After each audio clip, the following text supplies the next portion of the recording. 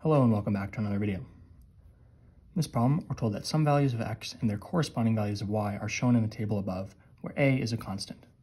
If there is a linear relationship between x and y, which of the following equations represents the relationship? So there's two ways to solve this.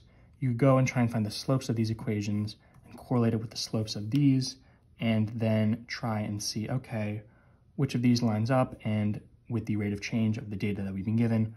Or you can say, okay, it's going to get complicated with a's and finding fractional slopes and all that. Let's just plug in these points into these equations. For any of these equations to be the correct relationship, they have to fit 2 points at least, right? Because if you have 1 point, you can have a bunch of lines going through it that could all fit the same point. But if you have 2 points, only one line goes through them. So we're going to test these 2 points in all of these equations until we get one that is true for both of these points. So for our first point, x is a and y is 0. So let's try it for a. X plus 2y equals a. X is a, so we have a plus 2 times y, y is 0. So a plus 2 times 0 is a. 2 times 0 is 0, so this is a plus 0 is a.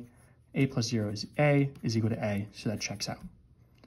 Again, we have to check 2 points, so we're going to try this one. So x is 3a plus 2 times y is negative a is equal to a. 3a plus 2 times negative a is minus 2a is equal to a. 3a minus 2a is a, which is equal to a. So we've checked 2 points. They both worked out. We don't even have to try B, C, or D. We know A is our final answer. As always, thank you for liking and subscribing, and I'll see you in the next video.